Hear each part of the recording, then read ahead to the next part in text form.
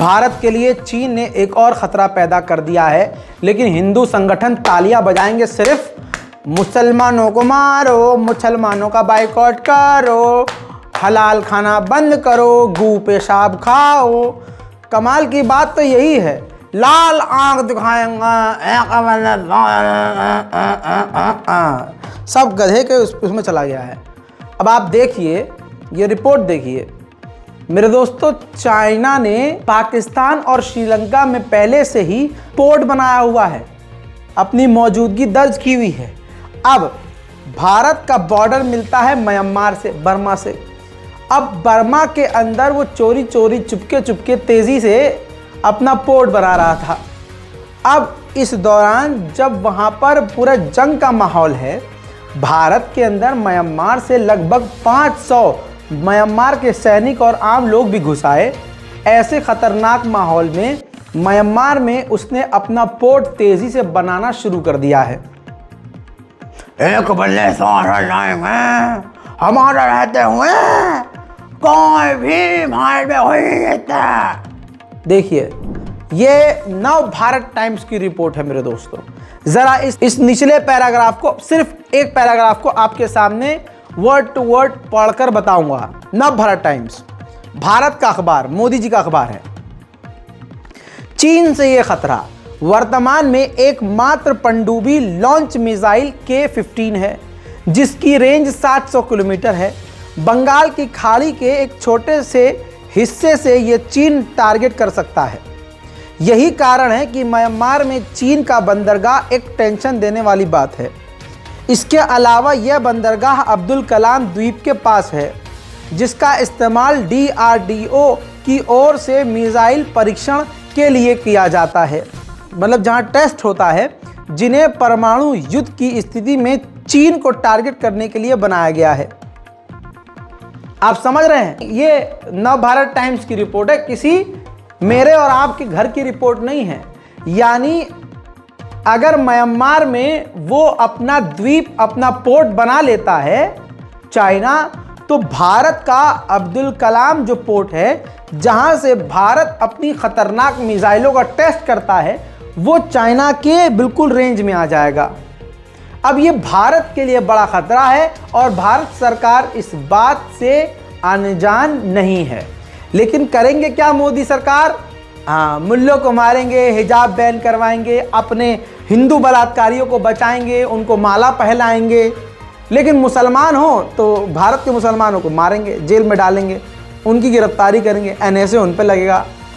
ये चल रहा है, लाल आग ठेल पाला है ठेल। कुछ वक्त पहले श्रीलंका ने भारत को झटका देते हुए कई सारे मछुआरों को गिरफ्तार कर लिया था, लेकिन श्रीलंका ने कल 21 भारतीय मछुआरों को रिहा कर दिया है। भारत के मुसलमानों को मोदी जी के भक्त मारेंगे हैं, लेकिन विदेशों से मोदी जी मुंह से मुंह मिलाएंगे। कतर से मोदी सरकार लगातार बातचीत कर रही है और बातचीत बिल्कुल आखिरी पड़ाव पर आ चुकी है।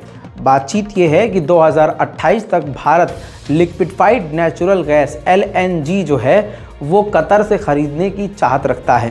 पहले से यह डील है, लेकिन मोदी सरकार इस डील को बढ़ाना चाहती है। रिपोर्ट के अनुसार 2029 तक कतर पूरी दुनिया को अकेले ही 40% लिक्विफाइड नेचुरल गैस प्रोवाइड करवाएगा। ऐसे में भारत चाहता है कि कतर से रिश्ते मजबूत रहें और बने रहें, भले ही भारत के मूल्यों को पीटते रहें। उधर नॉर्थ कोरिया ने खतरनाक कदम उठाया है। पहले ही बता रहा हूं, नॉर्थ कोरिया और साउथ कोरिया के बीच जंग का माहौल बन चुका है। नॉर्थ कोरिया ने 1, 2, 3, 4 नहीं बल्कि 200 मिसाइल शेल्स जो हैं बॉर्डर पर दाग दी हैं या बमबारी की है। 200 बार बमबारी की है। किस जगह पर? नॉर्थ कोरिया और साउथ कोरिया के बॉर्डर पर। आइए आपको यह भी बता दूं कि इसके बाद हुआ क्या। नॉर्थ कोरिया के इस खतरनाक कदम के बाद साउथ कोरिया के डिफेंस मिनिस्टर ने कहा कि यह भड़काऊ कदम है। नॉर्थ कोरिया यह सरासर गलत कर रहा है। यह कहते हुए नॉर्थ कोरिया के बॉर्डर के करीब, अपने ही बॉर्डर पर साउथ कोरिया ने भी बमबारी की। 북한군은 오늘 09시경부터 11시경까지 백령도 북방 장산곶 일대와 연평도 북방 등산곶 일대에서 200여 발 이상의 사격을 실시하였습니다. 이로 인한 우리 국민과 군의 피해는 없으며 탄착 지점은 NLL 북방 일대입니다. 이는 지난 2023년 11월 23일 북한이 일방적으로 9.19 군사합의 파기를 주장한 이후 서해 완충구역 내 포병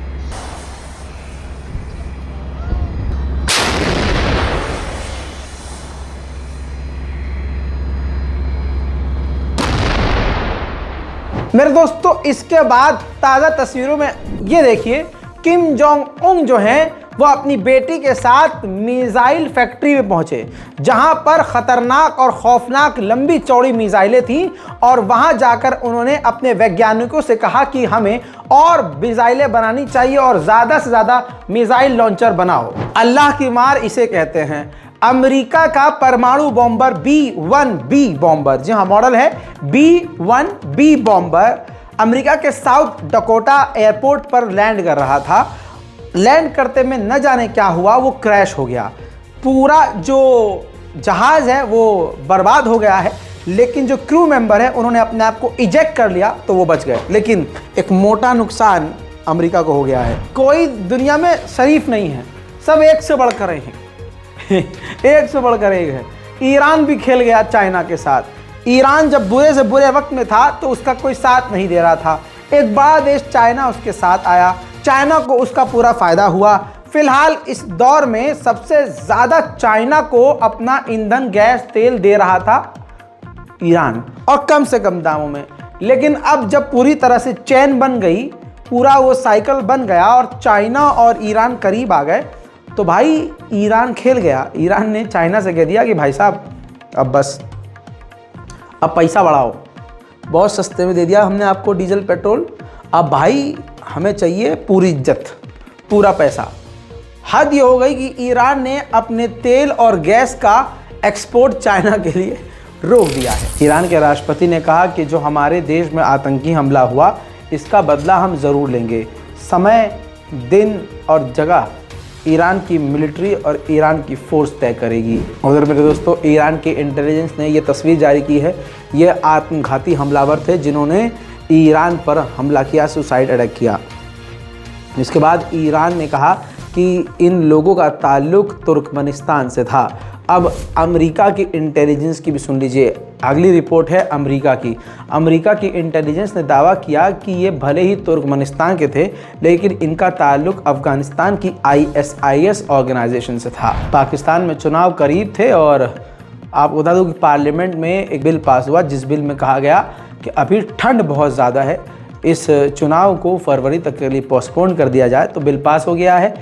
मैं आपको बता दूं कि भारत में भी ख़तरनाक ठंड है, तो क्या भारत में भी सारे काम काज रोक देने चाहिए? बहरहाल इतना ही इस बात पर आगे कहूँगा कि कम से कम दफ्तर तो बंद हो जाने चाहिए।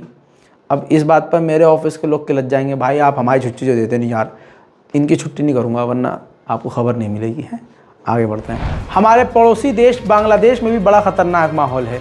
तस्वीर देखिए, मैं ब्लर कर रहा हूँ, माफ़ कीजिएगा भैया, आप देख नहीं सकते क्योंकि लोग जिंदा जल रहे हैं। चुनाव से ठीक 2 दिन पहले ही एक ट्रेन में आग लगा दी गई, जिस ट्रेन के अंदर 5 लोग बुरी तरह से झुलसकर मारे गए हैं। अभी ये क्लियर नहीं हुआ है कि ये काम किसने किया, लेकिन चुनाव सामने थे जिसकी वजह से ये सारे काम किए गए हैं। दोस्तों, अगली खबर इंडोनेशिया से। तस्वीरें आपके सामने हैं।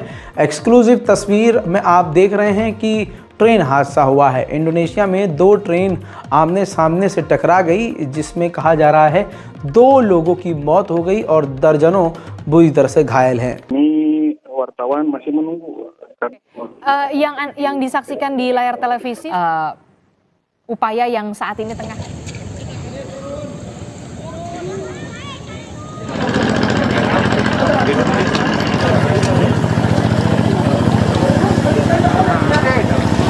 Ini belum kerja. Ya. Oke. Jangan. खबर अब यूक्रेन और रशिया की। यूक्रेन रूस के बेलगरोड के इलाके पर खौफनाक हमले कर रहा है, जिसके बाद रशिया ने बेलगरोड के लोगों से कहा है कि बंकर में ही छिपे रहें या उस इलाके को छोड़ दें। वहीं दूसरी तरफ तुर्की बीच में आया है। रजब तैयब एर्दोगान ने कहा कि यूक्रेन और रशिया के बीच हम पीस टॉक करवाने के लिए तैयार हैं। नेपाल की सरकार ने अपने लोगों के खिलाफ सख्त कदम उठाया है। रशिया के लिए परमिट देने के लिए इनकार कर दिया है और उन सैनिकों पर ख़ास नज़र है जो विदेश जा रहे हैं। मेरे दोस्तों, ये कदम नेपाल ने इसलिए उठाया है क्योंकि नेपाल के लगभग 200 सैनिक रूस की तरफ से यूक्रेन से लड़ रहे हैं और नेपाल की सरकार इस चीज़ से खफा है। यूक्रेन ने अमेरिकी एवेंजर एयर डिफेंस सिस्टम से रूस के ईरानी शाहिद 136 ड्रोन को इंटरसेप्ट किया। उसका वीडियो खुद जारी किया।